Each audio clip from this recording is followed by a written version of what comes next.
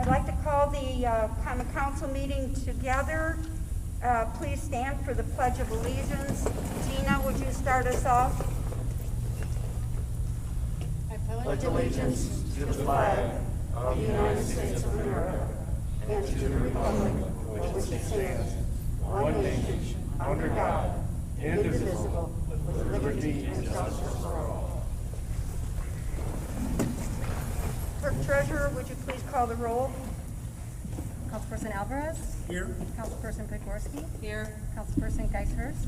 Here. Councilperson Clem? Here. Councilperson Williams? Here. Councilperson Gully? Here. Councilperson Zilli? Here. We have the approval of the, I'm going to take these separately, the July 21st minutes. I'll make a motion to approve. Second. We have a motion and a second. Is there any discussion? If not, all in favor signify by saying aye. Aye. Motion carries. The August 4th minutes. I'll make a motion to approve. We have a motion and a second. Is there any further discussion? If not, all in favor signify by saying aye. Aye. We have the communication, correspondence, and announcements from the mayor. There's two things. Council President Williams, I know that the November 3rd meeting is on a council night, and I didn't know if you wanted to change that date tonight. Sure, we can address that. Is that elections? Yes, that is Okay. the general election. All right, so I recommend, I entertain a motion to move the November council meeting to the second Tuesday of the month, which I think is Would my be the math. 10th. The 10th, yes, thank you. Which would be November 10th. I'll second. Thank you. We have a motion and a second to move the November council meeting to November the 10th. All in favor signify by saying aye. Aye. Motion carries.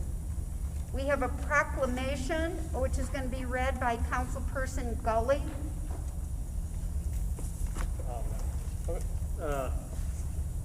City of Portage, Office of the Mayor, Portage, Indiana, proclamation to all whom these presents may come, greetings. Whereas recovery from mental and substance use disorders, including co-occurring disorders, is an essential part of health and one's overall wellness. Whereas treatment and recovery services for mental health and substance use disorders and co-occurring disorders is effective, and people can and do recover in our area and around the nation. And whereas occurring and overcoming mental and substance use disorders and co-occurring disorders is essential to achieving healthy lifestyles, both physically and emotionally. And whereas we must encourage relatives and friends of people with mental and substance use disorders and co-occurring disorders to implement preventive measures, recognize the signs of a problem, and encourage those in need of help to seek appropriate treatment and recovery support services. And whereas an estimated 19.7 million people in the United States are affected by these conditions, and whereas to help more people with lived experience achieve and sustain recovery, the U.S. Department of Health and Human Services and the Substance Abuse and Mental Health Services Administration and the City of Portage invite all residents of Portage to participate in National Recovery Month. Therefore, I, Sue I. Lynch, Mayor of Portage, do hereby proclaim this month of September 2020 as National Recovery Month in the City of Portage and call upon all citizens to observe this month with appropriate programs, activities, and ceremonies to support this year's Recovery Month theme. Join the Voices for Recovery, celebrating connections. Do we have someone from the local recovery organization? Would you care to speak? My name's John Worth. I'm a volunteer with the Portage Recovery Association in Portage. PRA is the home for Alcoholic Anonymous, Narcotics Anonymous, Children of Alcoholic Anonymous, and Al-Anon for those who have loved ones. We thank you. We thank the city very much. We've been in our new location for the last 2 years.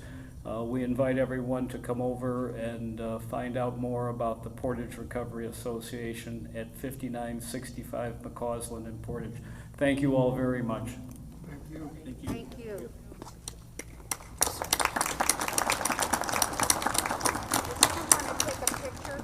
we want to take a picture? Thank you very much. Hold on a minute, Brian. We'll take a Okay. picture. I'll say, I first got in touch with the PRA a few months ago. They were doing a fundraiser with a brick wall where you could buy a brick and dedicate it to somebody. My wife is always looking for ways to encourage a family member of ours who is in recovery.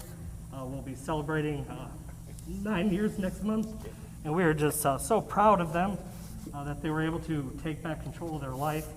And so it's great to have an organization like you guys in Portage that are doing this kind of work. And recovery is important, and it does happen, and people are able to take back control of their lives. And so thank you for what you do, and this means a lot.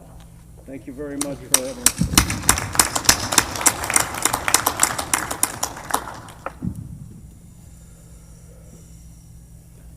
Thank you. Thank you very much. Thank you all. Thank you.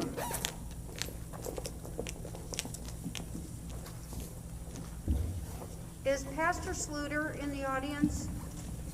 Pastor was going to do our prayer tonight. Pastor Sluter? Okay. Thank you. Pastor Cooper, would you do the prayer, please, since Pastor Sluter wasn't here?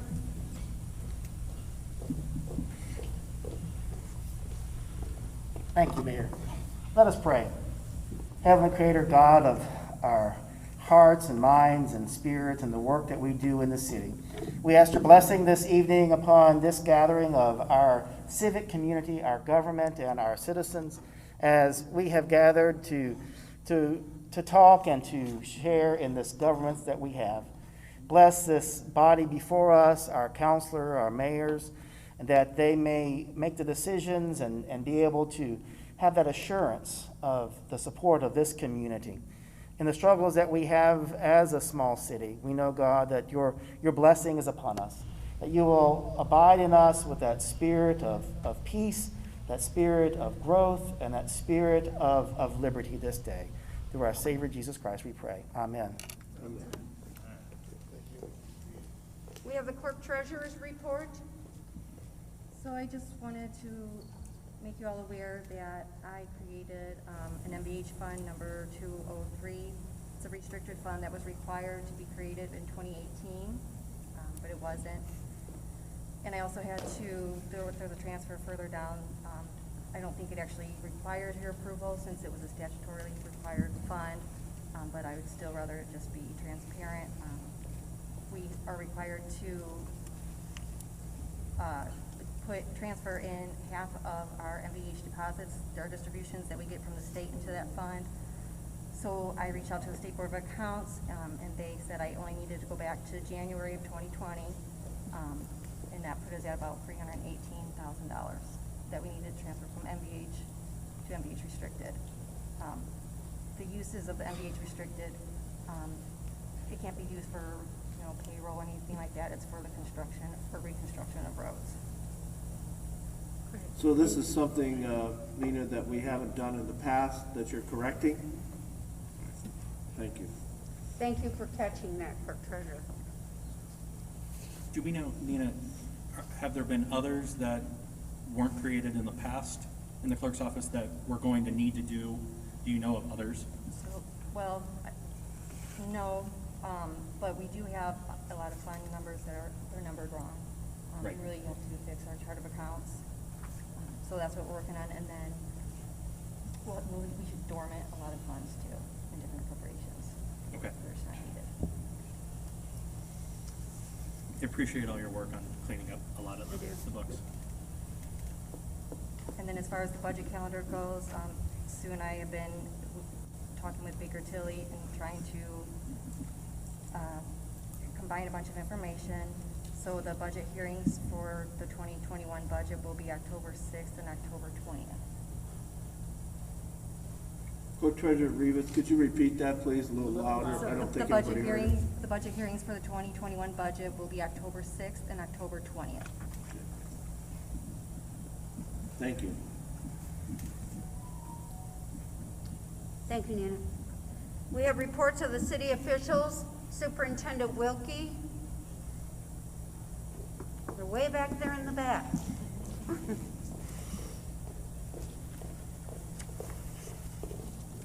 Hello.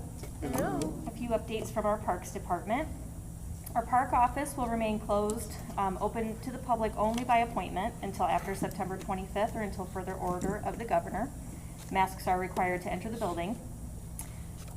Tournaments at Imagination Glen have been going very well this year. We've received multiple compliments on the upgrades to the complex. We have a few more tournaments scheduled in September and October of this year, and we have 16 booked already for next year. We had the pleasure of being a host site for the National Softball Association 2020 World Series this year, which we have many years. Whenever they're hosting in the area, we've been able to do that. This year we did it again for the 16U and the 18U games. NSA sent us a letter of appreciation and a plaque thanking us for our continued support of their World Series. Our fall softball adult league is going very well. We did go ahead and cancel our fall soccer season due to low enrollment due to COVID. We are renting our fields to a few different organizations. We will go ahead and winterize the splash pad just after Labor Day. Unfortunately, we were only able to use it a few weeks this year due to COVID. Our parks and trails have been very busy, so that is a good thing. A lot of people are getting out in the parks. Our cruise night and our market on the square with music and movies will continue through the end of September. Our cruise night is every Tuesday here at Woodland Park from 5 to 8, and our market is every Friday at Founders Square from 3 to 9 with a movie at dusk. Our Harvest Festival will be a continuation of the market and is the first Saturday in October. There will be live music, vendors, food trucks, a beer garden, and pony rides. We have recently hosted several volunteer opportunities in our parks and along the trails for general cleanup, pulling weeds, and painting. This has made a huge difference. Please like our Portage Parks Volunteers Facebook page for more information and more opportunities to volunteer. We would also like to thank Holiday Properties, who is bringing a volunteer group this week to paint the tunnel on Prairie Duneland Trail that goes under Willow Creek Road. We are hiring. We have lost some of our amazing seasonal employees due to students returning to school. So if you know any hardworking and reliable people seeking employment, please send them our way. And lastly, the Prairie Duneland Trail will be closed at the Toll Road overpass just after September 14th for about 2 weeks due to painting of the bridge. Any Lori, questions? is this the part-time, is this, how many hours a week are you looking? It would be no more than 29, and it would be general labor maintenance. Between what time periods, would you say? Between now and, Probably between now and November 1st. We keep a very skeleton crew through the winter, sure, so there's a possibility to go longer than that, but not guaranteed. okay. Any Thank other you. questions? Yeah, and I want to, that's a huge job painting those tunnels. I can't tell you, and I know that there was a tremendous amount of graffiti on there, and I understand there's some graffiti on there again. Yes, So- we painted the Route 6 tunnel not too long ago with a large group of employees and volunteers, and it has already been tagged again. So we are keeping up with it the best we can. Lori, is there any possibility of putting cameras up at the tunnels? We've talked about it, but it's very expensive. I figured. Yeah. I'm sad about that. That was a lot of work for you Yes. guys, and I know Brian and his family were out there painting. Yes. But I don't think people realize how long the tunnel is when you're taking a paintbrush to it, or a roller, or whatever they're doing. So if you see somebody spraying graffiti, please, Please report it. yeah, as soon as let possible. Lori know, because we are trying to get a handle on that. I mean, it's a lot of work to maintain those tunnels, so. And then it takes us away from all the other stuff that she's gotta do in the park, so. Lori, are you having the haunted hayride? We have not made a final decision on that Okay. yet. Okay, Hopefully soon. okay. Thanks, Lori. Thank You're you. doing a great Thank you, job. Lori. Thank you, Laura. Captain I did it again. Chief Candiano. You were captain way too long. I gotta get off that. He's a great chief. Yeah, this would be a brutal place to devote. Yeah. All right, good evening, everyone. How are you doing? Good evening. Chief, All right, real quick on our manpower. We have one officer that's still in his field training that should be released pretty soon. Last time I reported to you, I think we had 2, so we've had one that's been released since then. He's out on the road now doing a good job, so pleased with that. We have one that's at the academy. I think he's 3 or 4 weeks in now. It's 15 weeks, so a couple more months he'll be out, and then he'll get into his field training, and we'll get going with him. So that's pretty much where we're at with that. We've got a couple people out with some injuries and things. We also have an officer that's quite literally in a fight for his life right now, so most of you are probably aware who that is, so we're thinking about him. So we're also in the midst of a hiring process. We don't currently have an opening, but we will with some retirements coming in January. That process takes a little while, so we're in the process right now. So applications went out. I think we had 80-some apps that went out. I think we've gotten like 15 back. So we've got a couple more weeks till they come back, so we'll see what happens. Unfortunately, sometimes that's the challenge. The apps go out, but they don't all come back. So if we get half of those back, we'll be pretty excited about that. So Mike, do you know the last time we did hiring, what the numbers were on what went out and what came back? I want to say, this is just off the top of my head, I want to say maybe 50 or 60 went out, and I think we only got in the 20s back. And then some of those don't complete the apps properly, or there's something that's not good in there, and then that gets whittled down, and then as the process goes. And actually, just so you guys know, so there was obviously some conversation recently out there in the public about our hiring process. So just real briefly, so you guys all understand how it goes. Once we get the apps back, then there's a written exam. There is then a physical agility test. The written exam is provided through companies that provide police tests to all different departments in the country. So it's not something that we just come up with on our own. We purchase those. Those are standardized tests. So once they pass those, they go on to a physical agility test, which is based on the Indiana Law Enforcement Academy standards. So you have to pass that test to get through the academy. So that's why we conduct that test. After that, there's a polygraph, there's a voice stress examination, there's a background investigation, there's an oral interview conducted by our merit commission, and then at that point, the merit commission will evaluate them, and they will make the job offers after that. So it is a complete, thorough process. It's not just picking willy-nilly whoever we would like. And then, like I said, the job offers are ultimately made by that merit commission. Then, after that, if they make it through that, the job offer can be made. They also need to get through the PERF, Public Employees Retirement Fund, physical examination, drug screen, and psychological exam. At that point, they can get hired, and then they're on probation for a year. So there's lots of checks and balances through there to get through the hiring process. So some of you probably knew that, but I just figured I'd let you know exactly what the process is like to get hired. So all of those that are trying to get a job with us right now will be going through that process. And then quickly, Mike, on the application side, do we reach out and talk to those that don't return an application just to see, get some information on, as to why? No, you know what, we haven't, but I'll throw Rob Maynard on the spot here. He's probably not knowing he's going to be talked about, but we have talked about ways to expand our hiring process, and so we're going to probably do some different things in the future. That's a great idea. We're looking at trying to put maybe like a recruitment video together, just ways to get into other communities. In the past, basically, we ran it on Facebook, ran it in the paper, and you get so many people. But I think that with the climate of the world today, and there's lots of jobs out there, there's lots of opportunities. Unfortunately, our job probably is not as appealing to people as much as it used to be. So we're realizing that we really need to expand that and get out there a little bit more. So we've got a couple things in the works. COVID's the excuse for everything right now, but that's another thing where it's kind of limited us with job fairs and things like that. But yeah, that's a great idea, and that's something that we're going to be looking at in the future. Yeah, I think it would just be interesting to see, are there specific reasons? Is there something that we send out 80 applications and we only get 30 back? Is there a reason why 50 people aren't filling out the application? Right, and I would suspect that some of them, once they get into it and they realize how detailed the application is and all the records that they need and the past work and all those things, that some of them just don't want to really go through with it.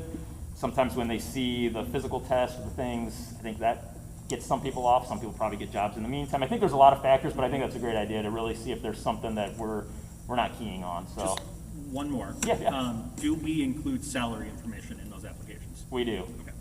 Yeah. Do Unfortunately, we include benefit information? Yes. Okay. Yeah, that information's out there, and then we, actually this time when we ran it, we had been putting the starting salary in there, but after a couple of years, we get a pretty decent bump, and I believe we changed that. Is that correct, Rob? We changed that with the salary bump on there too? Yes, we added the contribution of 1 year probation salary, which is a substantial increase for that probationary period. Right. Because we were concerned that the probationary salary is not real eye-opening, so we were trying to put, that there's other things that come with it. But, and we've talked a lot about, different ways, like I said, to encourage more people. The bottom line is, benefits comes up a lot, but if I'm being quite honest with you, 21, 22-year-old kids aren't thinking too much about their health insurance, unfortunately. We try to really push that, Or their pension.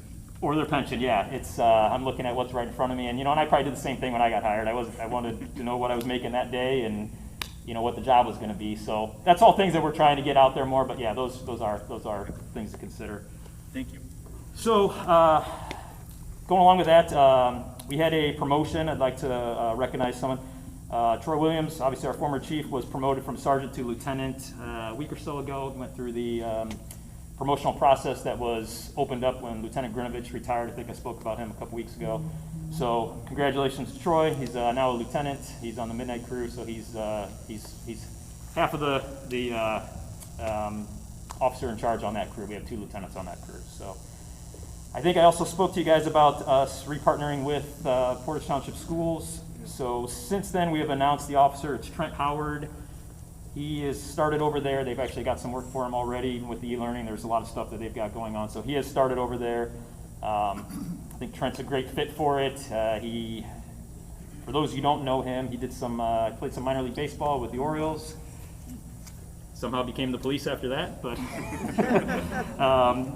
anyway, very involved with kids. He coaches travel baseball. I think he's helping out with the high school with their baseball team. So very involved with the kids.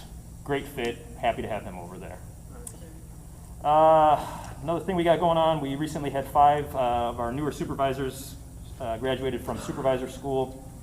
One of the goals of this administration was to get some more training out there for different areas. And we really thought it was important for our brand new first line supervisors to get into a school, kind of get some of that information. So with COVID, everything has been delayed. We had it set up for the beginning of the year, it got pushed back, but they finally got through that, I believe, in the last week. So pretty excited about that. Let's see here. I'm talking too much. Dan's giving me dirty looks. How can you tell? You've got the mask on. You can't tell I'm smirking. I released our stats. They're on Facebook if you guys want to take a look at those at some point. Overall numbers, though, 3,039 total incidents for August. Comes out to about 98 incidents a day. I think it's just a couple, call or 2 extra than it was last month, so staying pretty busy. Kind of going along with the substance abuse and stuff that we were just talking about. You know, it's just showing it's a rising number, our overdoses, our well-being checks, mental commitments, you know, stuff like that. So it's good that we're partnering with the community on some of these things because it's obviously a problem in the community. So we also released our arrest data. Communities or citizens are free to take a look at that on our Facebook page. Going in line with what we've been saying all summer, 53% of the people we arrested are not from Portage. 47 were. So again, it's a higher percentage of people coming into our community committing our crimes than our citizens are. So that's about all I got. I always like to end with recognizing one of our people, and Rob happened to show up today. He didn't know I was going to talk about him, but he's standing back there. So that was another goal of our administration, was to put somebody in the public information officer position to kind of get all of our media stuff out there, handle all the Facebook, all that. Daily he's getting new jobs that he didn't know he was signing up for, like recruiting and things like that. So I just want to thank him. He's done a great job. It's especially with the pandemic, there's been so much information we've been trying to get out there over the last couple months, and he has handled that. And really, we didn't really have this full-time position like that before, so it's kind of, he was thrown into the fire, and he's done a good job with it. So thank you, Rob. And anybody got any questions? No, great job. Okay. Good job, Great Rob. job. Thank you, Mike. All right, thank you. We have our Assistant Fire Chief, Kevin DeYoung.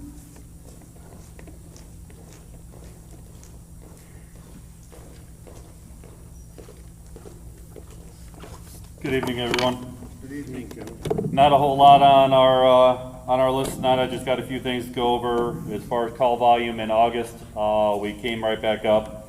We had slowed down for a few months because of the pandemic. Nobody wanted to go to the hospital. They were kind of afraid and just staying home, but we're right back up. In August, we had 524 runs. With those runs, that totaled up to about 1,050 man hours for our crews. That averaged out to 17 runs a day and 34 man hours per shift. So they're back to work.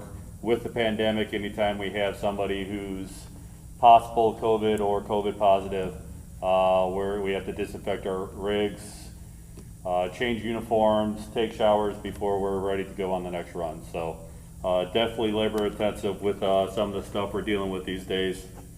On top of that, we had 448 hours of training that we logged for the month. Some of our significant runs on August 10th, when we had that storm roll through here, we had a total of 30 storm runs just because of the storm outside of what we did on our normal, and those came in within about an hour. So we were out there taking care of a lot of power lines down. You guys are aware that a lot of trees down, the roof came off the mall across from Station 3, so quite busy for that time. On top of that, with all the dive responses that we've had, with Michigan City being shut down, Whiting shut down, and most of the beaches in the area shut down, including Illinois, we have been flooded with swimmers in the weekends, and unfortunately the water conditions did not support that. So we had a very busy summer with dive call-outs and stuff like that. Quick question. Kevin. Yeah. Has the National Lakeshore given any reasoning for why they didn't close West Beach or Port Portage? Not to us, they have not, no. Okay. Because I know everybody else was closed, and I mean, we can't close the beaches. Right, I was yeah. just curious To if they us, ever we gave have a not, reason we why. have not got an answer to why the beaches are still open. I don't know if the mayor's heard anything more than that, but yeah, as far as I know, we have not. Okay, thank you. Well, I know the weekend that we had the bad storm and we had the drownings, the dunes, you couldn't go in the water. The beach Right. was open, but you couldn't go in the water. So that's how they ended up over at Lakefront Park. I did talk, the Secretary of Interior was here a couple of weeks ago, and I did speak to them, and said, could you please just have a ranger here to tell people not to go in the water, because it's very dangerous out there. There's a lot of rocks and debris at Lakefront Park, so people going out there get caught up in that rip current, and then they fall, they can hit their head, they can knock themselves out, and then they drown. And so it's like really critical, but since we don't have jurisdiction there, I mean, I think Kevin can tell you, then, Right.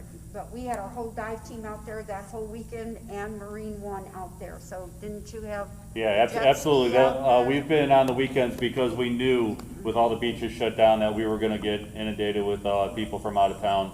So we've had our dive team out there manning the boat in the water, ready to go. But when the conditions are bad, especially with all that debris in the water, our boat can't get in there. We were on the one where there was multiple people in distress. It was being pushed in the rock wall and pushing into debris to the point where we had to retreat. We had people on the ground trying to do work, but the boat had to retreat because it was just going to get tore up in the debris. So. Pretty dangerous job. Very. We also, since the last time we were up here and talked, we established our hiring list. We ended up with 17 people on that list. Our process is pretty close to the police department. We're a merit system just like they are, physical agility and everything like that. So of that 17, we've already hired number one to replace Engineer Blazak, who retired a little while ago. We had two people that graduated Fire Academy back in July.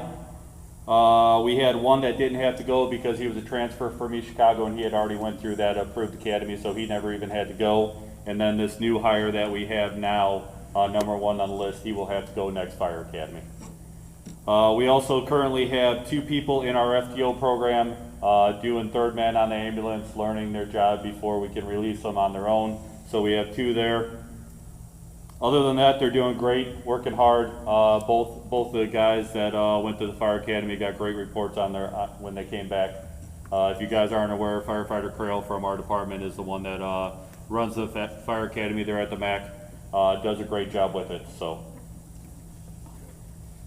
as far as COVID update, we are still responding to COVID positive patients almost daily. Once again, like I said, when that happens, we're masking up, glasses, full gown, in order to protect ourselves.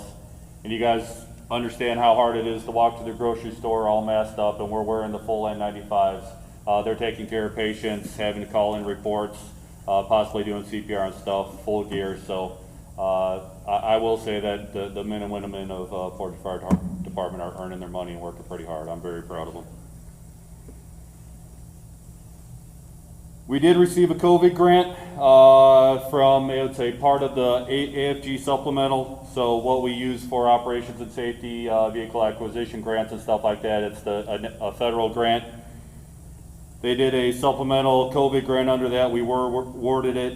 It is us along with 14 other departments in Porter County. So we wrote the grant, we managed the grant, but we all got awarded it. The total was $93,500 was total for the grant. And what the grant is for is our SCBA mess, where we usually plug into our air packs when we go into fires. They have N95 inserts for those where we can clip into those if the pandemic gets bad, if we have some situation where we need that N95 support, and they just clip onto the SCBA that we already have. And like I said, that covers 15 total departments for all their personnel, all the masks that they have. So that's a pretty awesome grant to get. Chief Sosby wrote that one, and like I said, he's managing it for all these departments. Part of the whole COVID shutdown, as you guys are aware, is the schools being virtual and everything like that. We did receive a phone call about a week and a half ago saying they're kind of struggling to keep their kids' attention. They asked us if we could bring our tower truck out there. I don't know if you guys saw it on Facebook, but our tower truck went out there. They lined some watermelons with rhino lining, plastic wrap, and just regular, and they dropped them to just kind of do an experiment. So we went out there, helped them out with that. On top of that, this is about the time of year we start going into schools for fire prevention. The actual fire prevention starts in October, but this is the time that the school said is best to coordinate with them to get in and get our programs without disrupting their education. Unfortunately, with them being virtual, we're not doing that, but we are working on talking about possible fire prevention programs that we could then have them include in their lessons. So maybe the same program we would come into the gymnasium to show them, we'll just record that. That way they can still show their students and they still get it. With that being said, we did find out this evening, actually, while I was doing my report, we received a NIPSCO grant. It's for $4,931. It's a 100% grant, no match.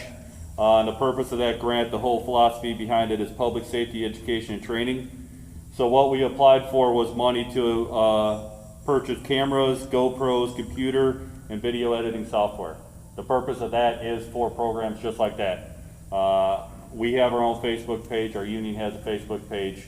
So to do little public service announcements, to get it out on social media, our own training we can record, and if somebody was off shift because they were sick, they can do that training that they missed, and just get the word out to everybody, promotional videos like the police department said. So it's an awesome grant. Hopefully in the next few weeks we'll have the stuff purchased and we can start working on some of that stuff. So that's all I've got, unless you guys have any questions for me. Oh, great job. Keep up the good work. I know you guys Thank are you. working hard, man. Thank you.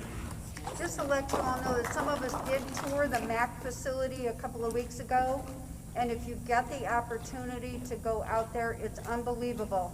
And the MAC facility is, it's a firefighters training facility that almost every fire department in this area trains and gets their firemen certified at. I think Hammond and East Chicago are the only two fire departments at this time that aren't training there, but Portage plays a vital role in that. We were very, when we went out there, they were like so excited to have us there, because they said that our Portage Fire Department, we have 4 firemen out there training these firemen, and then we have a police officer out there who designed and is running this virtual facility. It's just amazing. So if you get a chance to go there, I can't tell you how important it is, our role as a Portage community in supporting that MAC facility. So I think it's unbelievable. It was really an eye-opener. So kudos to our fire and police for being the backbone of that facility. So I'm really excited, and I'm proud of them for going out there and investing their time in that. So get a chance to see it, go do it. Darren?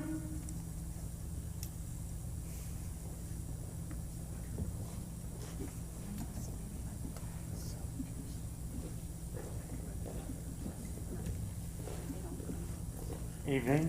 Hi, Darren. Well, 4 more months to 2020 somewhere. This is a little crazy and stuff. Here's our report for the month of August. We've had 1,221 phone calls. A lot of it was storm related. Okay. Drive-ins 871, walk-ins 107, voicemails 409, emails 136, bulk charges of 259. There's a lot of bulk out there, a lot of tree limbs and stuff. The How guys you have doing been on the doing, tree limbs, Darren? How are those going?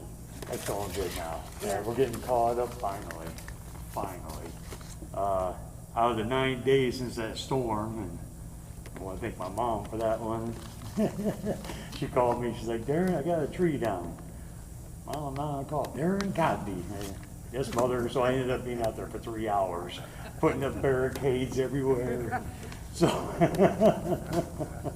but there was, we had our grapple trucks out there. They grabbed up 220 loads of limbs in 9 days.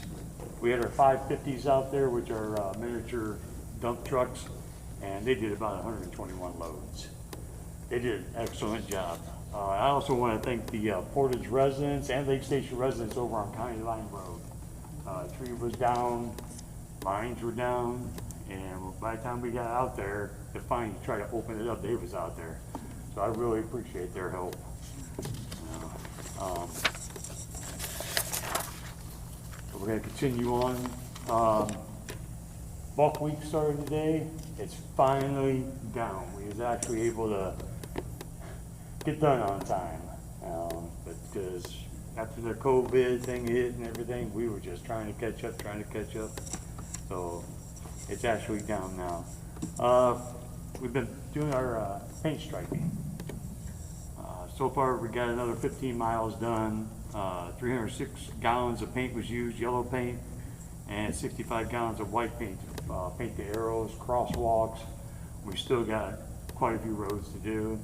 We kind of held off when this heat hit because it got up to around 100 degrees here earlier this week. We're going to continue on with that.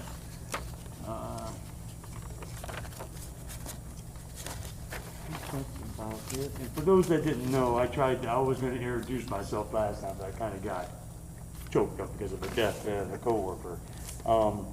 Just to let everybody know, I worked on the Indiana Toll Road for 12 years. With 9 years was roadway maintenance, which I did guardrail repair, pothole patching, AMZ, and street sweeping, accidents, traffic control, all kinds of things. I became a supervisor. I was that for 3 years, and I definitely know how to treat my men and women that are on my crews. They've acknowledged who I am finally. Not there, I'm there for them, and they do what they can, you know. So I really appreciate them. There's one of them, Larry Jones, his boss, Mrs. Jones. She keeps us in line.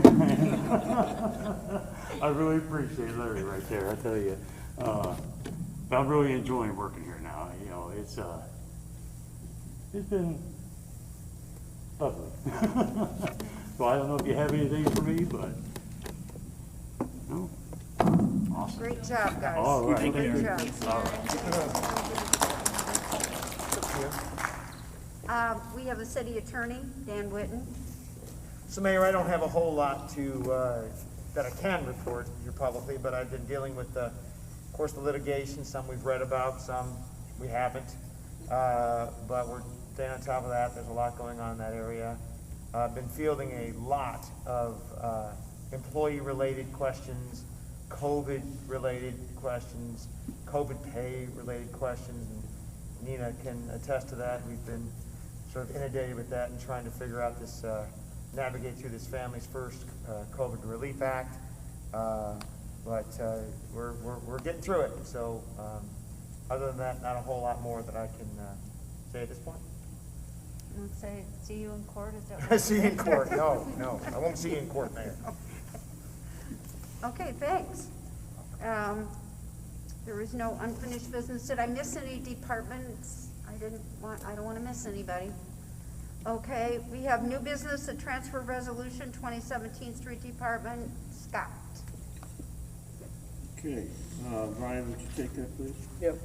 Resolution 20-17, a resolution transferring funds within the budget of the street department. Whereas it is now necessary to transfer appropriation balances within the 2020 budget of the street department, now be it resolved that the Common Council of the City of Portage approves the following appropriation transfer within the 2020 budget for the street department budget.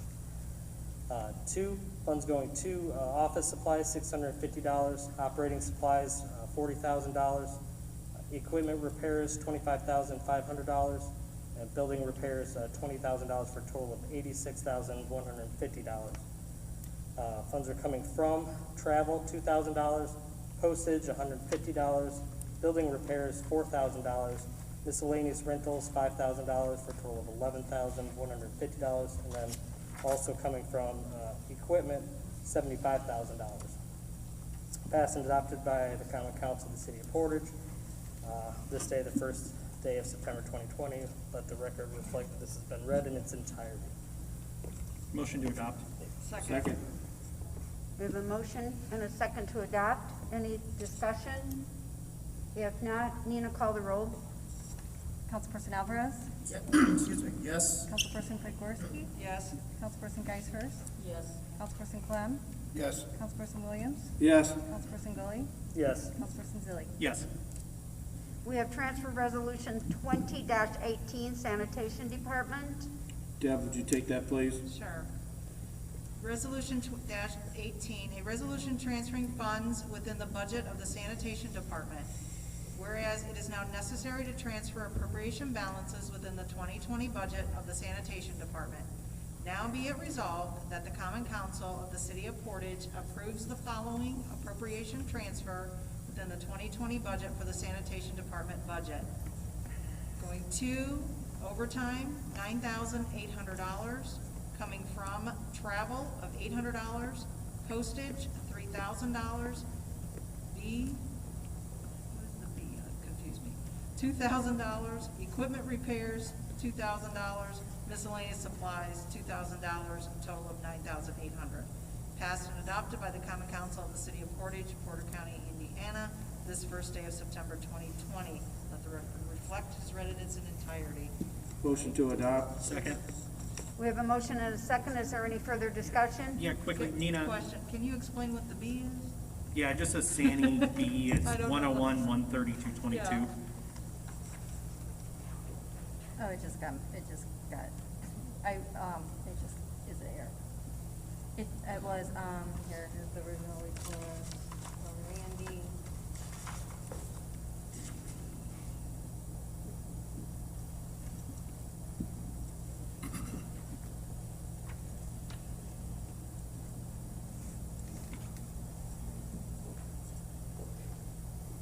It's gas. Gas? Gas. Yes. Gasoline? Yep. B is gas. G, Okay, yes. thank you. Colin, did you have a question? Nope, that was my question. Okay, Nina, would you please call the roll? Councilperson Alvarez? Yes. Councilperson Pegorski? Yes. Councilperson Geishhurst? Yes. Councilperson Clem? Yes. Councilperson Williams? Yes. Councilperson Gully? Yes. Councilperson Zilli? Yes. We have a transfer resolution 2019, motor vehicle highway versus motor vehicle highway restricted. Ferdinand, take that, please. Yes.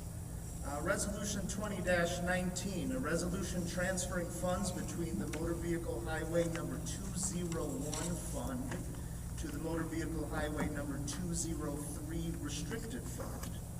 Whereas it is now necessary to transfer funds from the MVH number 201 fund to the MVH number 203 restricted fund. Now be it resolved that the Common Council of the City of Portage approves the following transfer of funds from the MVH number 201 fund to the MVH number 203 restricted fund.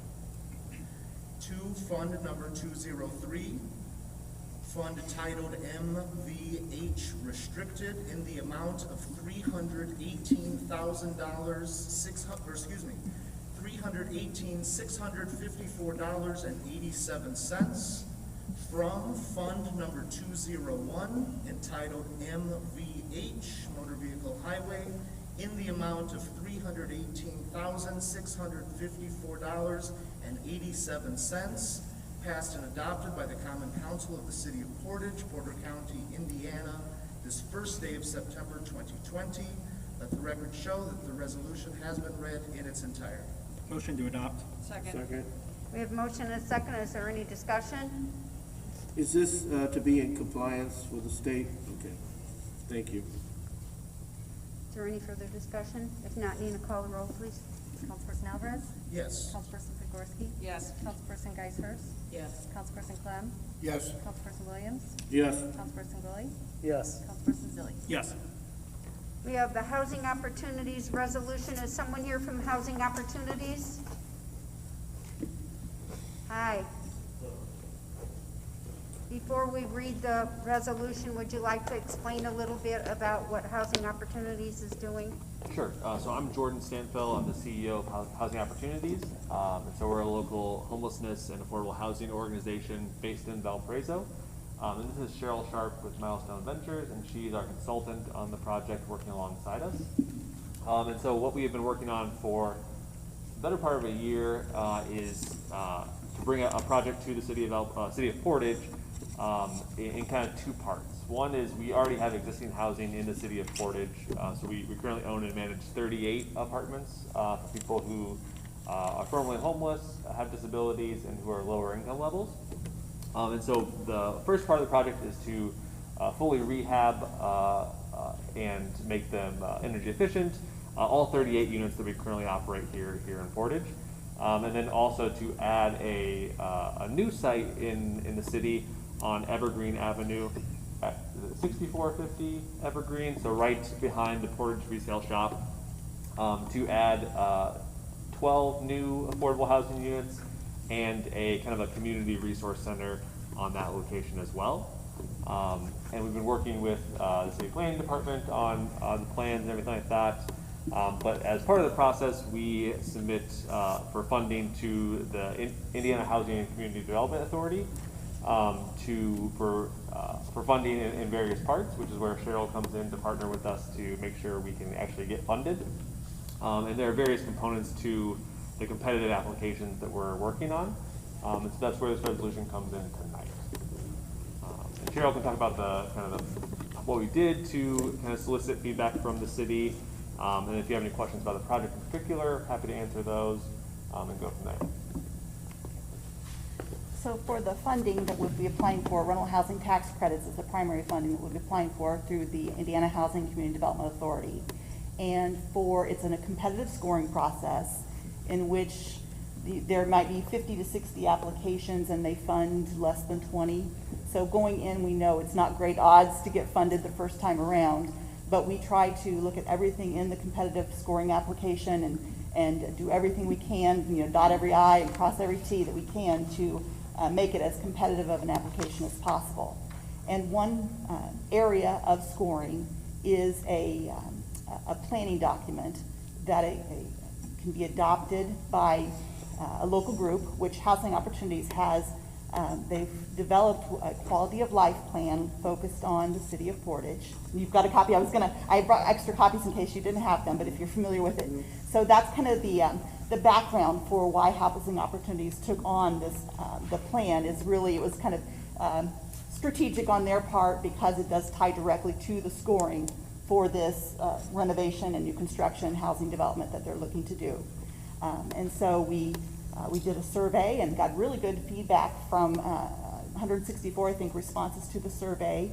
And for the quality of life plan, kind of the main thing that I think the theme of the responses to the survey was that there is a great quality of life already in place in Portage, but there are still things that can be done to kind of continue to enhance that quality of life. And so that's what we tried to document in that plan, and the resolution is tied directly to that plan, kind of seeking, like I mentioned, Housing Opportunities, their board of directors has already adopted the plan kind of for their perspective, but they're seeking consideration from the city council to adopt the plan as well. So your target audience in this case are low-income families that need assistance in housing. That's right, low income and formerly homeless. Can you define low income? Yes, for the purposes of this development, it is less than 60% of the area median income. And there are, and I do have, oops, not in this folder, I have a handout that might help a little bit in talking about the development itself. So there is a demand for housing for this demographic. There definitely is. you want to speak to that and all? Sure, yeah, and so, you know, again, of the total 50 units for the project, 38 already exist in the community and already serve this, and will continue to serve the same population. And so we're only adding 12 units that will serve people at 60% or below of AMI. So it's a pretty small target audience for this initial phase anyways.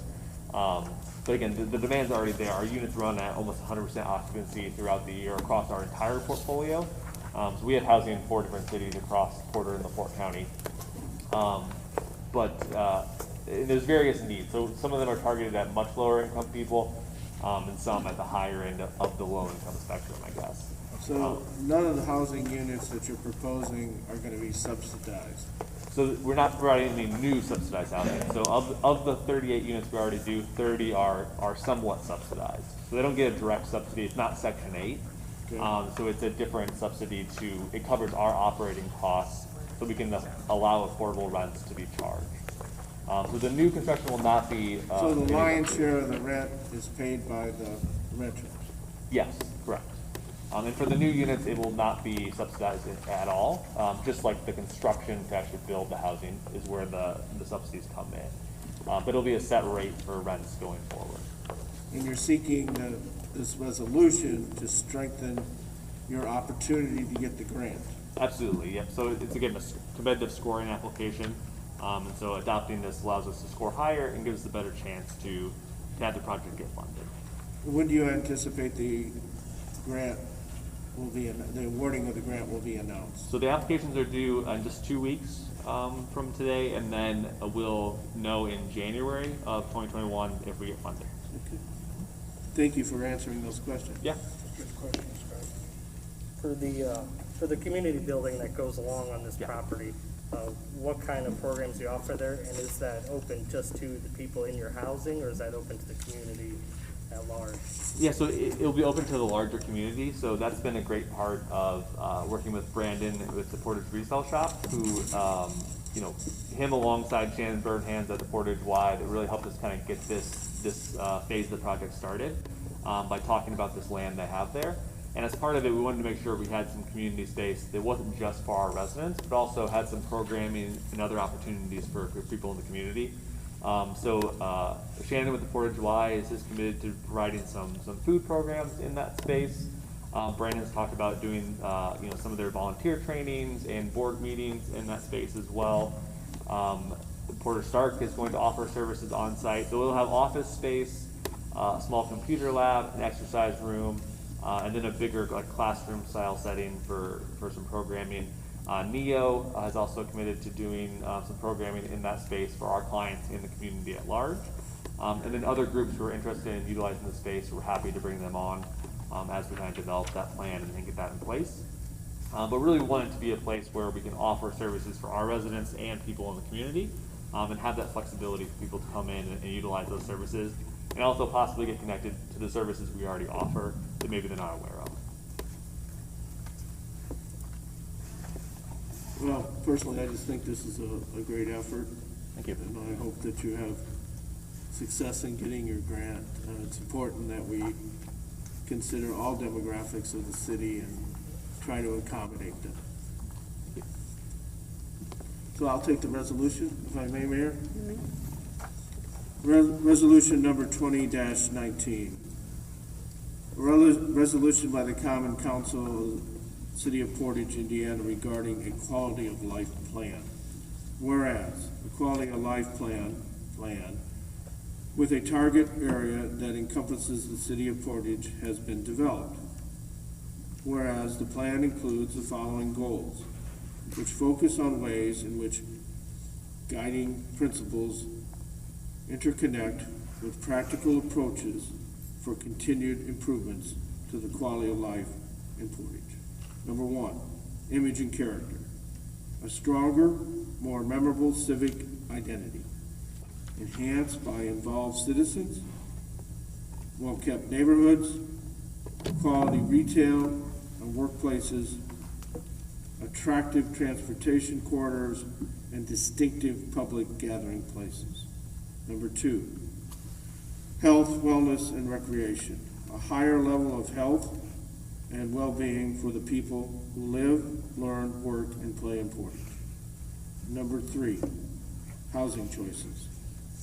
A range of quality housing opportunities that meet the needs of Portage households at all economic levels, including the rehabilitation or production of homeownership housing, rental housing, and housing for homeless families and individuals. Number 4, transportation alternatives. A walkable, connected, and vibrant community that embraces modes of transportation beyond the automobile. Whereas the plan includes implementation measures, whereas the plan includes an assessment of the existing conditions of the community, and whereas community input was utilized during the development of the plan. Now therefore, be it and is hereby resolved by the Common Council of the City of Portage, Indiana as follows. Resolved that the city hereby adopts the Quality of Life Plan. Resolved further, the proposed development of Prominence Commons for the Housing Opportunities Inc. supports the goals of the plan. Passed and adopted by the Common Council of the City of Portage, Porter County, Indiana, on September 1st, 2020. Let the record reflect that this resolution has been read in its entirety. Motion to adopt. Second. We have a motion and a second. Is there any further discussion? If not, Nina, would you please call the roll? Councilperson Alvarez? Yes. Councilperson Podgorski? Yes. Councilperson Geisfert? Yes. Councilperson Clem? Yes. Councilperson Williams? Yes. Councilperson Gully? Yes. Councilperson Zilli? Yes. Thank you. We'll Good get job, those folks. documents back to you, and Nina will get them too. Thank you, appreciate it. We have the Postal Workers Union presentation by John Helkitis.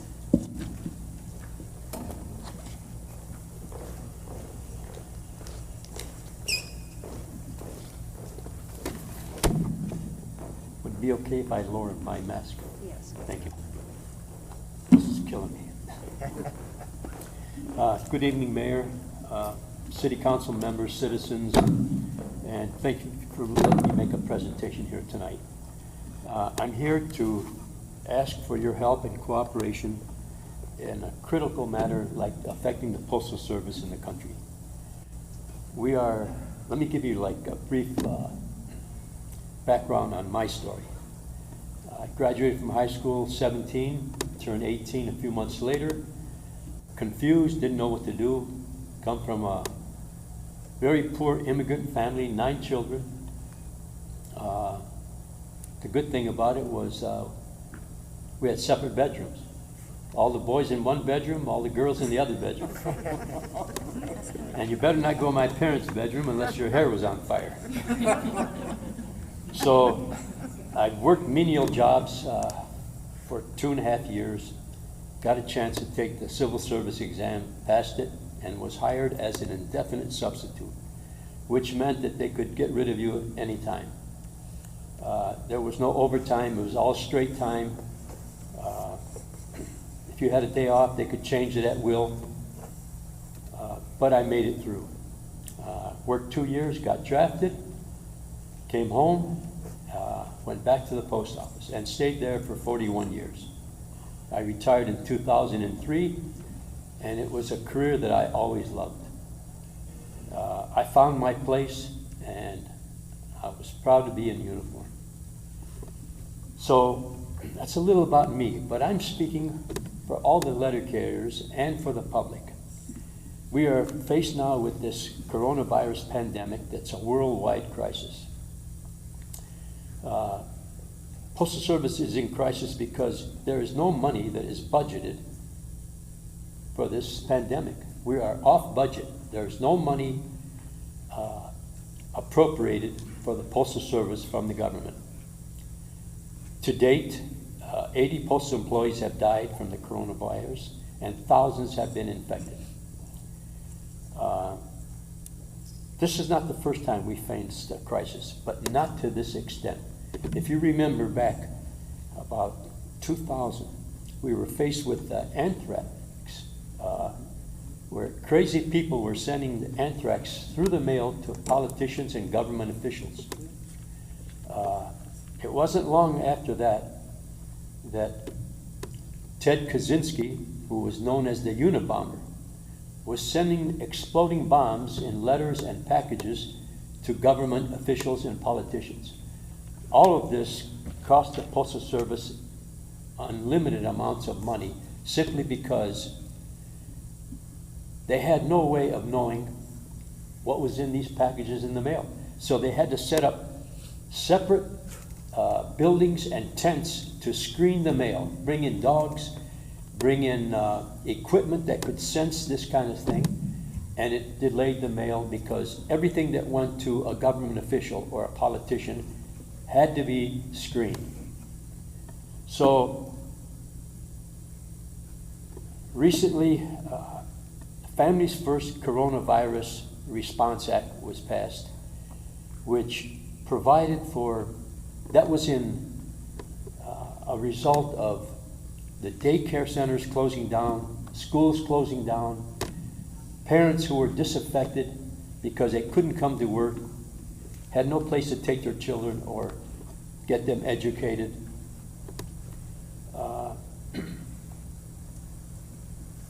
Postal Service had to pay for the leave for these letter carriers and postal employees who were affected by this crisis.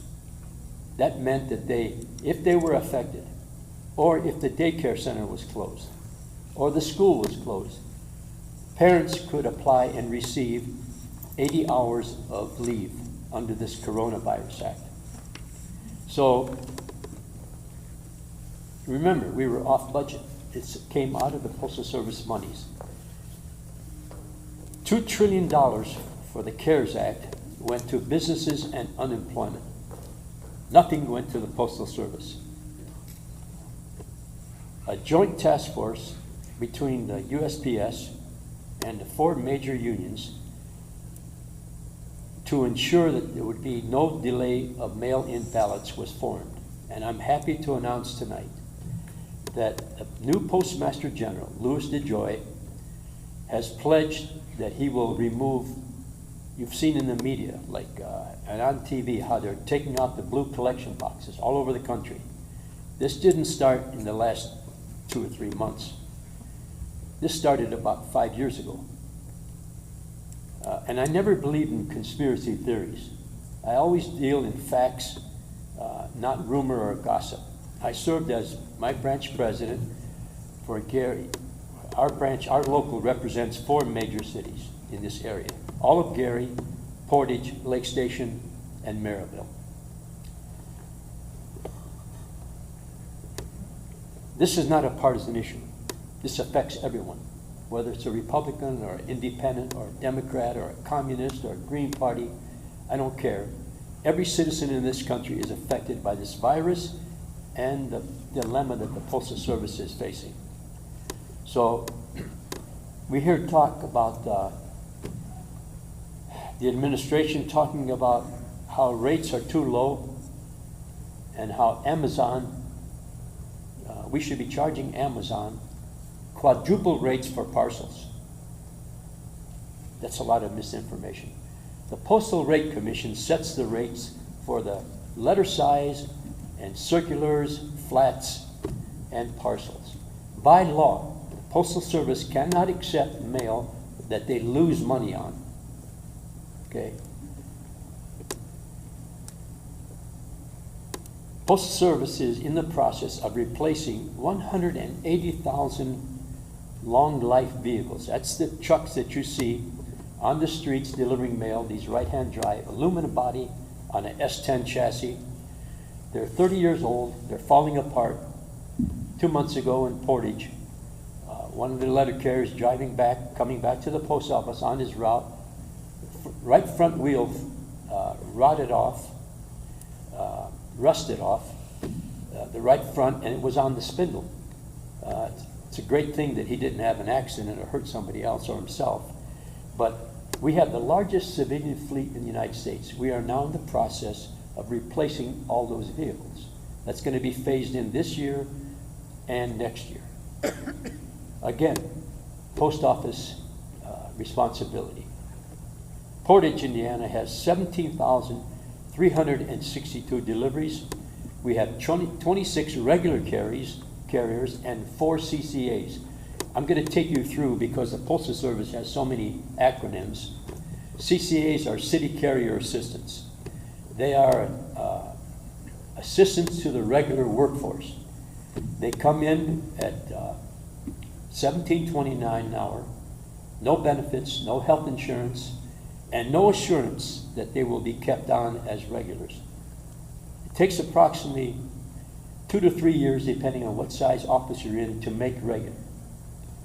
They serve at a 360-day appointment. They're furloughed for 5 days, and Postal Service will bring them back if they consider them to be good employees. You heard talk, and I just mentioned about the blue boxes, the collection boxes, having been removed for the last several years.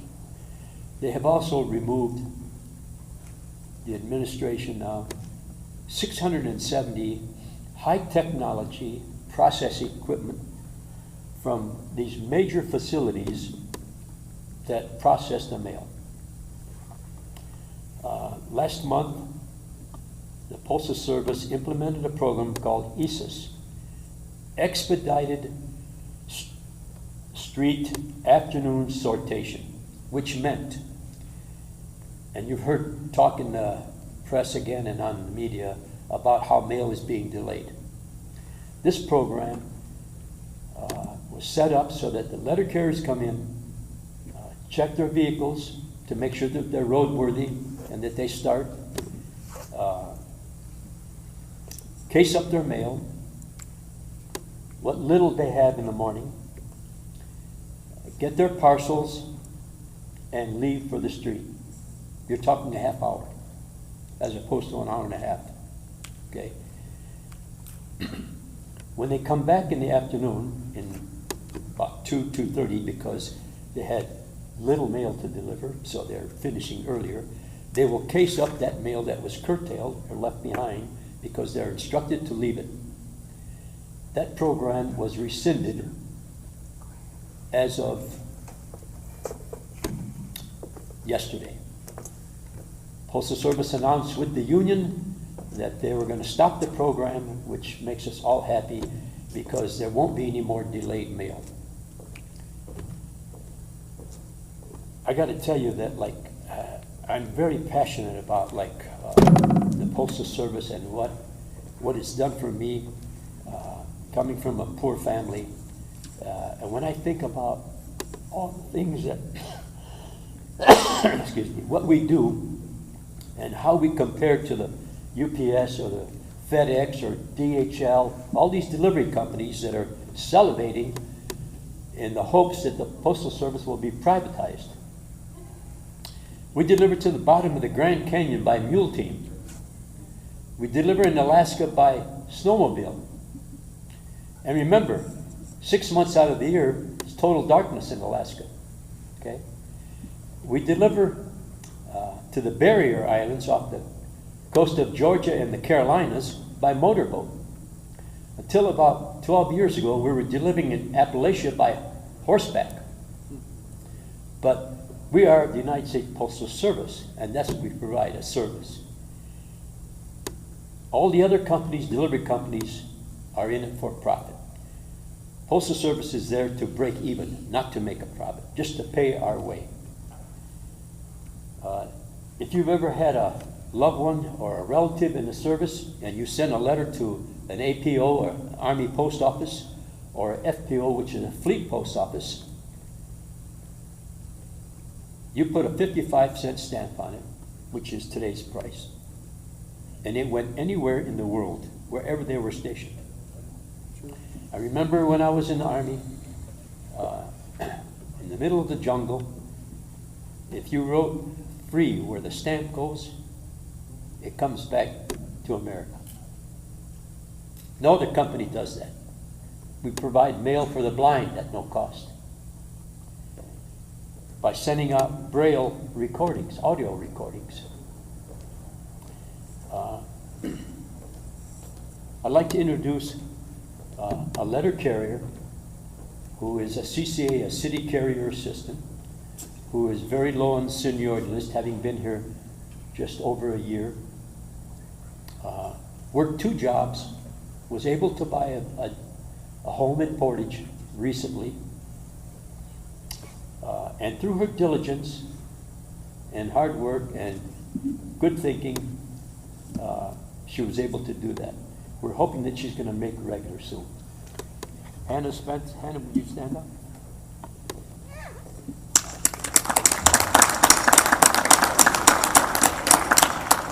Hard-working girl. I'm here to ask you that it's critical that we contact our senators to support postal funding. The House has already passed a bill that will appropriate $25 billion to fund the post office. The Senate has not. There's a lot of divisiveness, a lot of argumentation. We're hoping that our 2 senators, Senator Todd Young and Senator Mike Braun, will hear our plea and help to fund. Postmaster General Louis DeJoy has pledged that there will be no further removal of equipment. He is putting it on hold until after the election, November the 3rd, to ensure that all mail-in ballots will not be delayed. That is so important to us when we talk about democracy.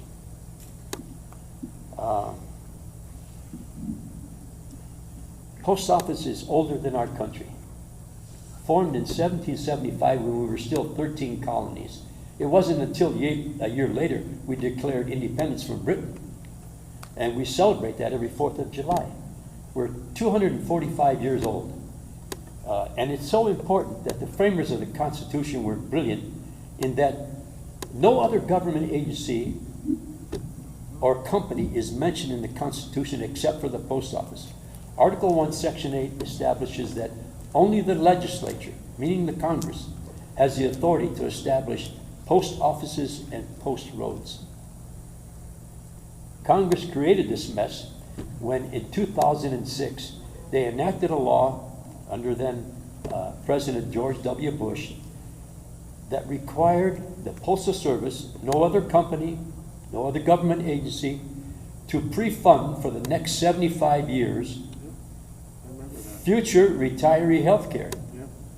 When you put it in your mind, like, that's such an absurd law that they enacted. It's for people who haven't been born yet, much less working in the post office. We have paid over $50 billion into that fund already, meaning the workers and the post office, by funding this money. So when we talk about this national treasure... Is that money in trust? Pardon? Is the money in trust? It's not in trust. It's in a fund that they won't allow us to use or to... Tap into, for Yes. But if I could ask that question, can Congress reappropriate that money elsewhere if they wanted to? Good question. I don't know. I'm going to find out, though. Thank you. So I'm asking you to do this. I'm going to pass out some information, if I can go through the audience when I finish speaking, and pass out some information. And ask and impress on you to call your senators. It takes a lot to make a phone call to a senator or a congressman. Most people are intimidated. Even more so to write a letter. And they estimate that when you write a letter to your congressman or a politician or your senator, that you're speaking for approximately 200 people.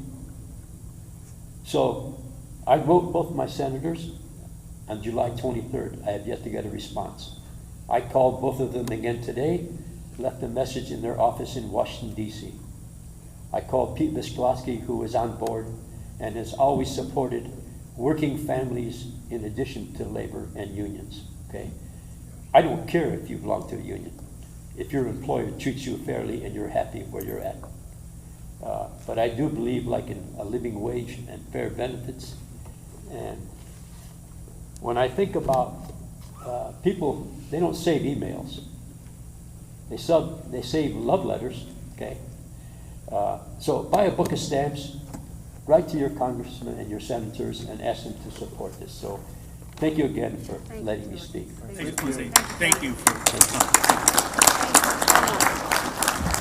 Mayor, if I could, I don't think a lot of people realize how important the Postal Service is to veterans who get their medication through the mail. Those on Medicare get their medication through the mail. There are individuals who UPS won't deliver to them because they live in such a rural area, but the Postal Service will. So I appreciate you coming tonight and presenting to us so everybody can get some more information about all of this and what you all do for us. So thank you. John. Yes, Thank you so John. much.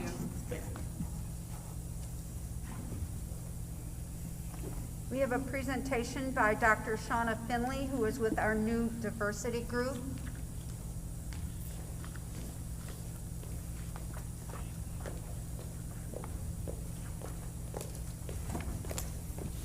Hello, everyone. And thank you, John and Colin, for bringing that up. I happen to have a veteran at home. My son is 27 years old, and you're right. He suffers from PTSD. And one of the things he has to have is his medication delivered through mail. So you're right, it is very important to the backbone of our country. So thank you for that. Thank you, Mayor Lynch, Portage City Council, and the Portage community residents for giving me the opportunity to speak on behalf of IDEA this evening. Before I begin, my name is Dr. Shauna Finley. I do reside here in Portage in Collins District. Before I begin, do you have a copy of today's presentation? I did ask Norma if she'd give it to you. Okay, perfect. I see Scott's waving his, so thank you so much, Scott. IDEA, it stands for Inclusion, Diversity, Equity Through Action. There are 13 committee advisory board members from different races, cultures, and backgrounds that represent IDEA on the board. And at this time, I'd like to acknowledge them. Some of them are here in the audience right now, if they would just stand. We have Wilma Vasquez, we have Kim Sim, and we have Ada Rodriguez. So these are 3 of our representatives that are here with us today. We have a total of 13. We meet every other month with Mayor Sue Lynch and our Portage Police Department Public Information Officer, Rod Maynard. So to hear that he was acknowledged today was in lieu with everything that we have going on within the community. So how do we define diversity, equity, and inclusion? Inclusion means that everyone can participate and everyone belongs. It's kind of like what you guys just approved a few minutes ago with the resolution for housing opportunities. That's right in line with some of the things that we want to focus on with this specific group. Diversity is the variation of social and cultural identities among people existing together in a defined setting, and equity is when everyone has access to opportunities to satisfy their essential needs, advance their well-being, and achieve their full potential. So what is our vision? We've drafted a vision right now, and we're going to share it with you. It is to build and sustain a diverse and inclusive community where all individuals are appreciated and respected, particularly people of color, disabled persons, and our women within our community. So we can't do this without action. You can have inclusion, you can have diversity, you can have equity, but what actions are you going to put to go along with that? One of the other things that we're looking at is to help develop strategic initiatives which intentionally provides leadership the necessary lens to help develop and implement policies, procedures which exhibit behaviors to reflect the following goals. So there are 5 of them. Everyone has access to services needed throughout their lifetime, from infants to seniors. That's our first goal. Our second goal is everyone feels safe and is treated with respect and dignity in Portage's public safety system. Everyone has the opportunity to thrive economically. City's practices reflect the needs of our diverse community. Program services and decision-making processes are accessible to and incorporate members of all of Portage's diverse communities. And lastly, everyone has access to the infrastructure to support good quality of life, including adequate housing, parks, and recreation centers. This group is about bringing people together. Several of us are already volunteering in various parts of the city and some of us even the county. We love our Portage community and the people who reside here. See, because when you love people, doors of opportunity open for everyone. Not just some, but everyone. When you love people, everyone feels safe and secure. When you love people, everyone has an opportunity to prosper and flourish. When you love people, programs in our community reflects our diversity. And lastly, and everyone has access to a support system to meet their needs. 2 examples of actions that have been taken thus far. Wayne James, who's also on this committee, he is the Deputy Superintendent of Public and Safety for Indiana University Police Department. He's also a resident here in our city of Portage. He shares some de-escalation training with Chiefs Candiano and Uzelak. Hopefully we'll have an opportunity to access some of those trainings for our city officers.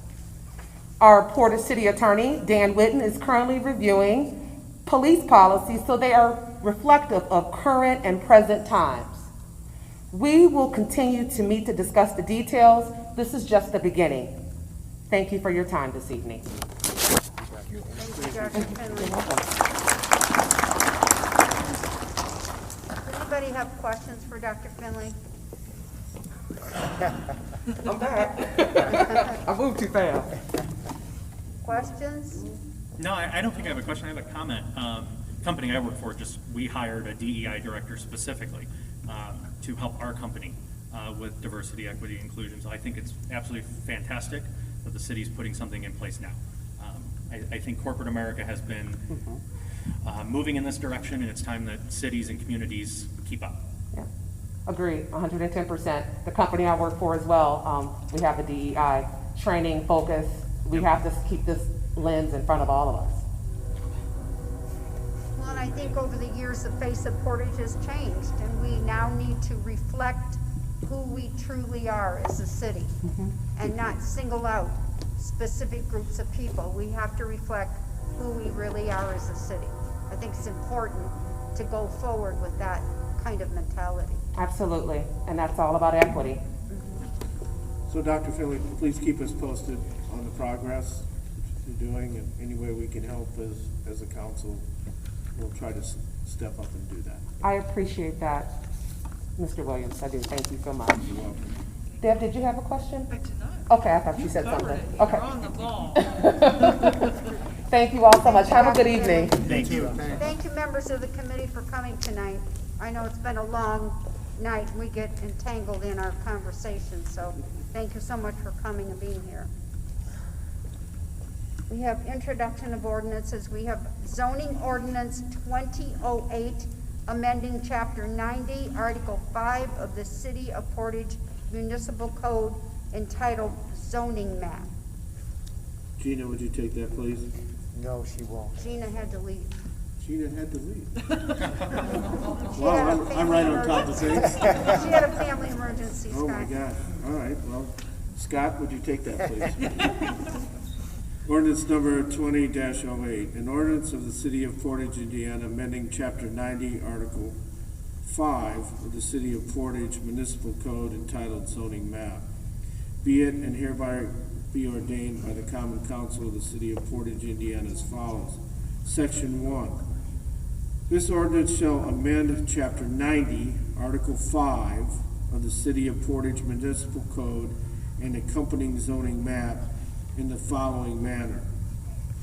The zoning shall be changed from OC, which is office commercial, to C1, small to medium scale commercial, on the property identified as 2852 and 2872 Willow Creek Road, attachment A and B respectively.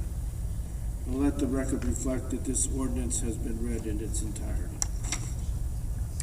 Dan, do we need to suspend, or can we, it's a zoning ordinance, I can't remember if we need to So suspend. what we can do, well, it depends, I suppose. So this ordinance has come up from, and I thought AJ would be here, but this ordinance comes up with a staff report and recommendation, unfavorable recommendation to deny. So we can, if we're going to override the advisory opinion of the Plan Commission, it would require 2 readings.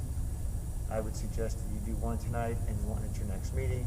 If, in the alternative, your decision of the board is to accept the unfavorable recommendation and deny the zoning, the rezone request, then I would suggest that you could just do that with 1 reading tonight. So we So need do to we need suspend a and motion then. to suspend? I'll make a motion to suspend. Yeah. I'll second. We have a motion and a second to suspend. Please call the roll, Nina. Councilperson Alvarez. Yes. Councilperson Prikorsky. Yes. Councilperson Geisfurst. Oh, sorry. Councilperson Clem. Yes. Councilperson Williams. Yes. Councilperson Gully. Yes. Councilperson Zilli. Yes. Motion to deny. Second. We have a motion and a second to deny. Please call the roll, Nina. Councilperson Alvarez. Yes. Councilperson Prikorsky. Yes. Councilperson Clem. Yes. Councilperson Williams. Yes. Councilperson Gully. Yes. Councilperson Zilli. Yes. And then if you would, just make sure that in the minutes that you reflect that, and doing so, the council has adopted the unfavorable recommendation of the Plan Commission. Because they went through the litany of criteria for the request. We have ordinance 2009, donated major illness days. This is a first reading. Mr. Zilli? Ordinance number 20-09, an ordinance of the City of Portage, Indiana, amending section 62-31F of the City of Portage Municipal Code. Be it, and it is hereby ordained by the Common Council of the City of Portage, Indiana as follows. Section 1, ordinance amendment of section 62-31F. Section 62-31F shall be amended by deleting the section in its entirety and replacing it with the following. All bargaining unit and non-bargaining unit employees may donate accumulative leave under this section to other full-time employees. Employees may donate a maximum of 5 major illness days per year. Employees may receive a maximum of 60 donated major illness days per year. To be eligible to receive and use a donation of major illness time, the receiving employee must have exhausted all of his/her accumulated major illness leave, vacation time, and any other available paid time off. Donated leave may be used by the receiving employee solely for the care of a terminally ill dependent of the receiving employee or for that receiving employee's own life-threatening or terminal illness. Let the record reflect this has been read in full as a first reading. Okay, thank you, Colin. Just so the council is aware and the public's aware, this is changing the maximum cap from 15 days to 60 days. The ordinance committee reviewed this before our meeting tonight, so we'll bring this up again in October for consideration. Okay. Ordinance 2010, golf cart usage. This is on a first reading. Mr. Zilli, take that too. Yes, and just so the council knows, we updated this at the ordinance committee, so I emailed everybody a copy. I don't think it's in Dropbox, but I'm gonna read that version. It's in Dropbox. Ordinance 20-10, an ordinance amending the municipal code of the City of Portage. Be it, and it is hereby ordained by the Common Council of the City of Portage, Indiana as follows. Whereas the council desires to amend its municipal code to include a section governing the use of golf carts within the city limits. And Section 1, that the Portage Municipal Code shall be amended to include the following. Chapter 78, Section 165, entitled Golf Carts. Subsection A, for the purpose of this section, the term golf cart means a four-wheeled motor vehicle originally and specifically designed and intended to transport one or more individuals and golf clubs for the purpose of playing a game of golf on a golf court. State reference IC 9-13-2-69.7.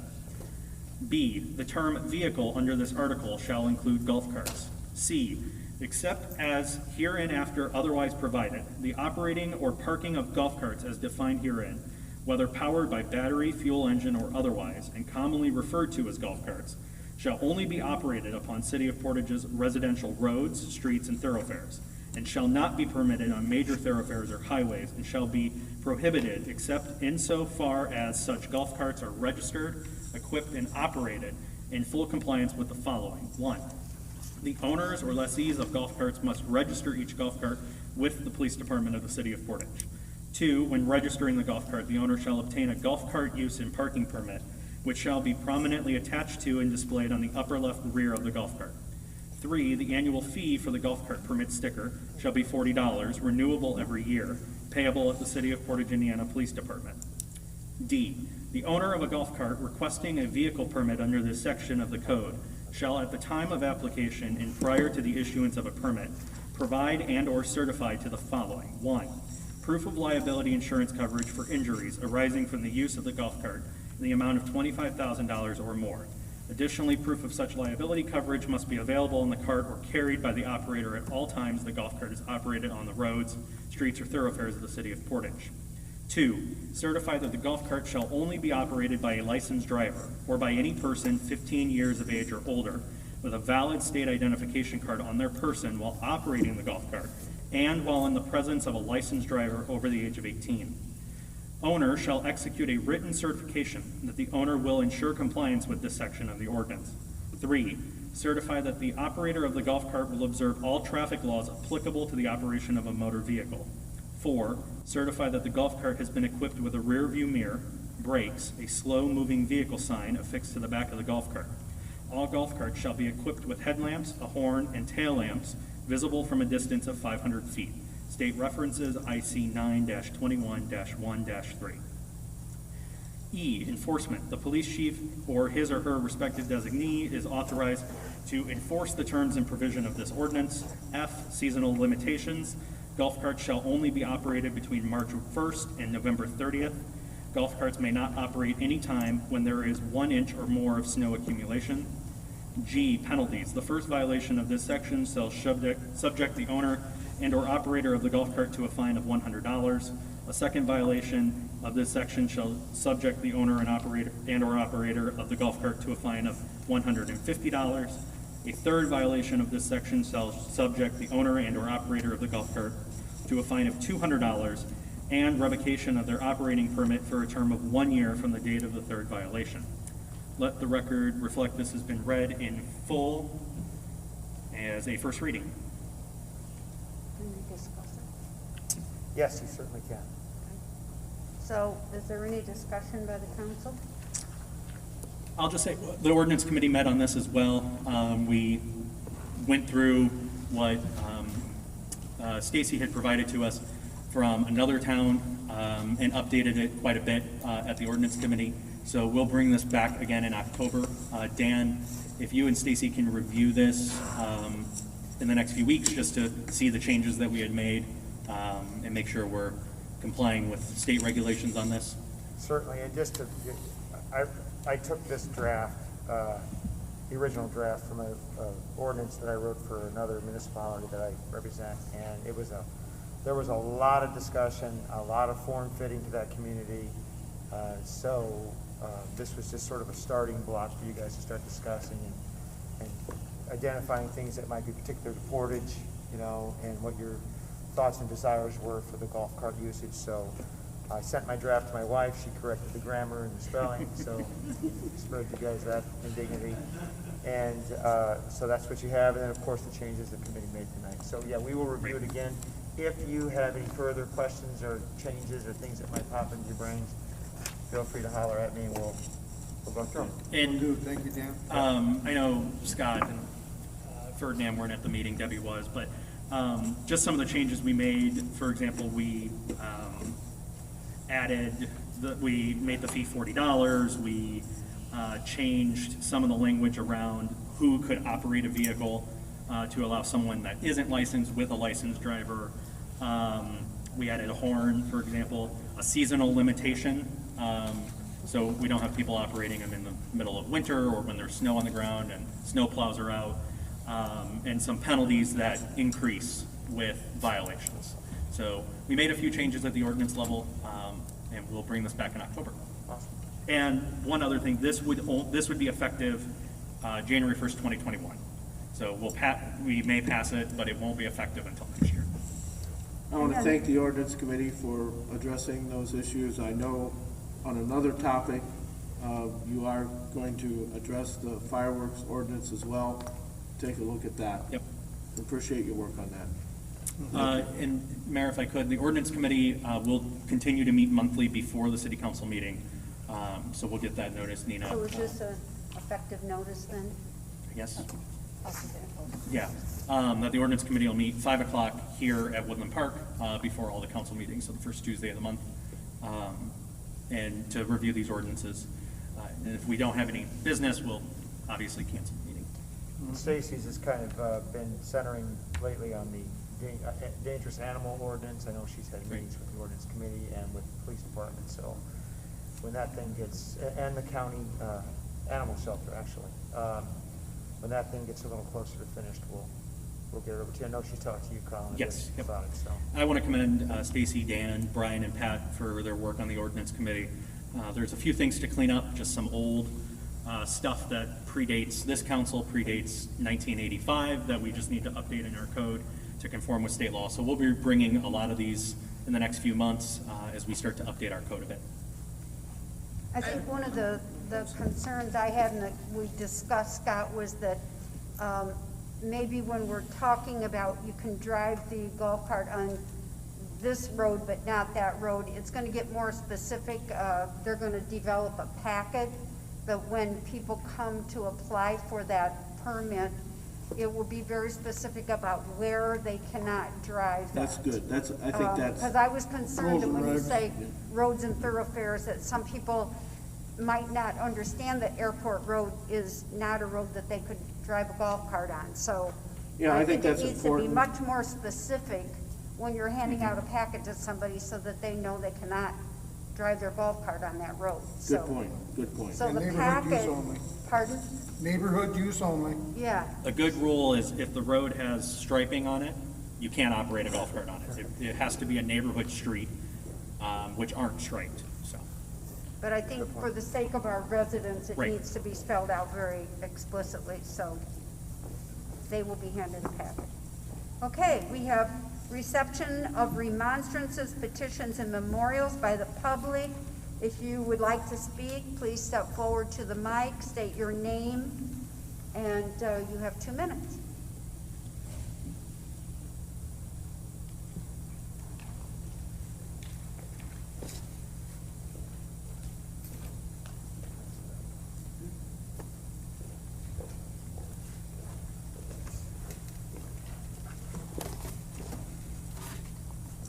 Hello? Howdy. Hello.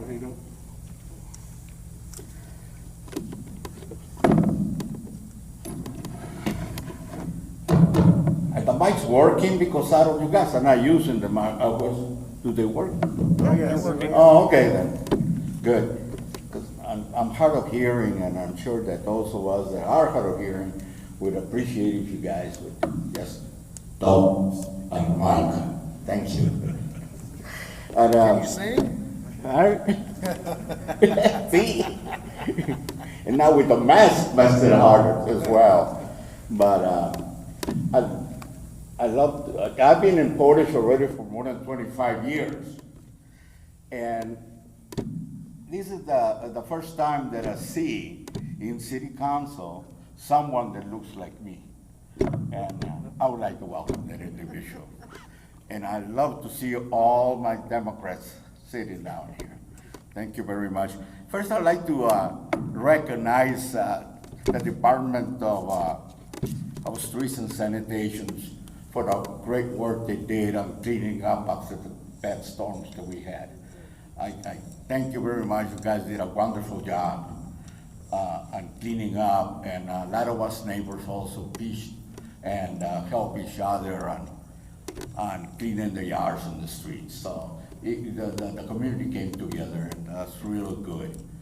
Thank you all for that, and thank you, Streets and Sanitations. Also, NIPSCO, I have to recognize that they also did a good job, even though we were out of lights, especially in my neighborhood, for more than 3 days.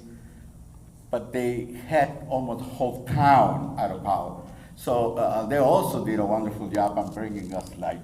And I just hope they don't raise the fees to make up that money. So, but when I first heard about the idea, I was ecstatic. I think it was a great idea that the city is sponsoring a committee on diversity, a committee on inclusion, a committee in equality. Because those words, for me as a Mexican, it's joy, it's musical. Because now I know and I feel real good that the city is supporting such a committee. So thank you very much. I just read the goals and I see that number 3 goal that states that everyone has the opportunity to thrive economically. And that reminded me that of a recent survey that the Times had sometime in July or August, sometime around that, when they did a study or a survey about city populations and representation in the police department. But they also came up by figuring that in Portage, out of the 40,000+ residents that we have, almost 30% are blacks and Latinos. Almost 30%. So by reading this goal that everyone should have the opportunity to thrive economically, I asked how many city employees from different departments are minorities, are black or browns. How many do we have minorities within all these city departments? Considering that 30% of our populations are black and brown. So I'm very happy that this committee idea is in action, that it was formed, and I hope that they try also to change how our departments hire personnel or replace different staff. Okay. I'm all the time I have been for human resource department. It costs money, a lot of money. Right now, you know, we kind of don't have all that money.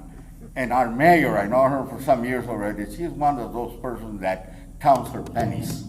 So it's going to be very hard to get a Department of Human Resources. But we can still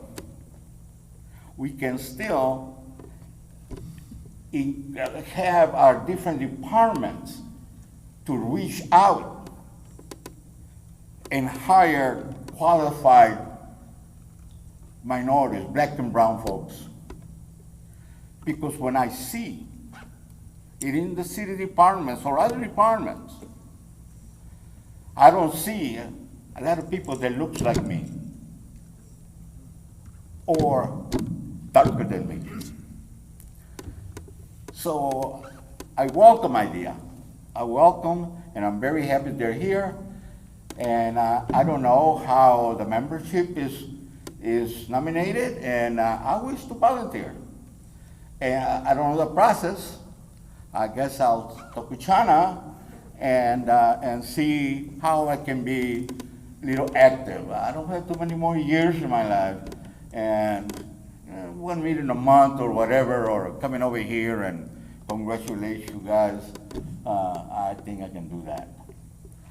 Thank you very much. Again, thanks to the Streets and Sanitation, and you all stay healthy. Thank you very much. Thank you, Benita. Thank you. You know, on that note, if I could add something, maybe Dr. Finley could come up to the podium here a minute, if you could, please. I think one of the challenges, if we're truly going to develop diversity and economic equality, I think your group maybe can look at other recruiting sources that target minorities. So, you know, I know, and I'm not an HR person by any means, but common sense says if you want to attract more diversity and more minorities, whether it be women, whether it be Hispanic, whether it be black, whatever, as city employees, you need to expand resources that target those groups, whether they be universities, colleges, you know, organizations, that represent minorities, so I would hope that that would be part of your effort. Because the only way we have to develop a larger pool of minorities in order, if it's 30%, and I'm not sure where that statistic came from, your math or your source, but that's significant. And the resource that you use, I don't want to belabor a point here, but you're understanding what I'm saying. I do. And it's funny because that's one of the things that we did discuss with Mayor Lynch, is that we want to be a focal point or a connection to be able to cast the net out wider, to be able to bring in more It's the people. only way it's going to happen. Yeah, so that is one of the things that we have talked about. I mean, if you're using the same sources, you're Yes. going to get the same results. Absolutely, absolutely. And it's funny and it's interesting, once again, because Chief Candiano mentioned some of the things that they're doing, recruiting videos, trying to do a lot more, because you gotta cast the net out wider in order to get in the fish that you need. Yeah. So that is some of the things that we're Good. gonna talk about I and felt continue to work compelled towards. to mention that because I appreciate your efforts and what you folks are doing. And as I said, I felt compelled to mention that. Thank you so much. Thank you, Scott Williams. And the source of the 30% is the Times newspaper. Okay. Yes, he did mention that. All right. Thank you. Thank you all. Thank you. I'd just like to add on that, while we're on the subject, I'd like to thank or acknowledge the progress that has been made already. Sure, the numbers may not be ideal as far as rates of, minority employment, but consider where they started from. And consider the fact that a minority representation on the city council, and as I'm proud to represent the entire city, but that's up from 0. So in the years to come, as the city, the face of the city changes, as everybody comes together, as the melting pot that Portage is becoming, I look forward to seeing even more proof of that, and this room today, this evening, is a step in the right direction. So I look forward to seeing progress all over. So thank you for that. Is there anyone else who would like to speak?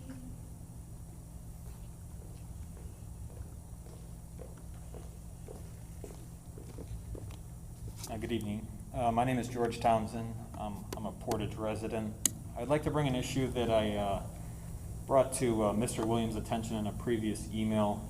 I'm a resident of the new Marina Shores neighborhood, and one of the things and the recurring issues and or concerns about the neighborhood for both prospective and current residents is the noise of the trains that go by as they cross near Hillcrest Road and sound their horns.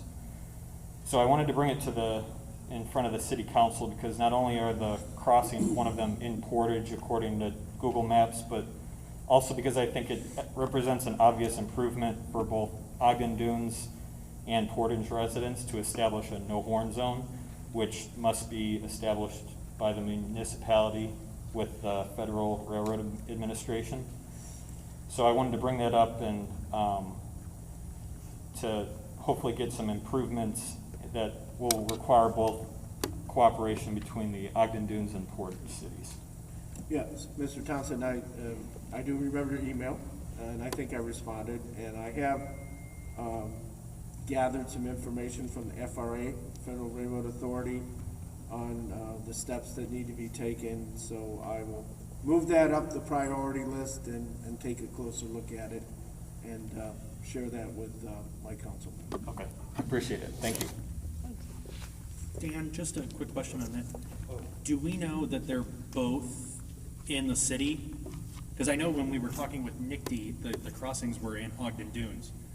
So I just want to make sure that we're going to the right entity here. Yeah, the eastern one, I believe. Oh, right, the exit from South Shore. Yes, That's the one. I believe Okay. that's in Portage. The other two on Hillcrest Road are actually in Ogden Dunes. Right. So it'll require. I forgot about the exit from South Shore. Yes. Yes, that's correct, and actually, I received a forwarded email asking for some legal input on that, and my wife dealt with this in the city of Hobart, so I have asked her to put together an opinion on the process and what we can do and what we would need to do it. I believe the NIC or TD is working with Michigan City to establish one of these no horn zones, and then also the same track has established a no horn zone in Whiting for the same line as well. So, Okay. thank you. Good, thank you. Maybe this is something we can work with NICD on with double tracking. I mean, they're going to be doing a major project there already. I can't imagine that this wouldn't be something that we can look into with them. Well, and I know there's been work done on what they call quiet zones, and I don't know where we're at with that. I just started looking into it, so I'll try to pick up where that left off. And I don't know why it got left, just kind of dropped. Right, I know the cost is a factor, because a lot of the cost falls upon us to retrofit the railroad crossings. Because the railroads, they don't do it because they're not required to do it. But I know Hammond was facing this problem, where the cost was just exorbitant because they have so many railroad crossings in the city. Yeah, I think maybe that might have been part of it, but I'll look into it. Is there anyone else who wishes to speak? If not, I will entertain a motion to adjourn. Motion to adjourn. Second. We have motion and a second. All in favor signify by saying aye. Aye. Thank you, council. Thank you, Mayor. Thank you, Mayor.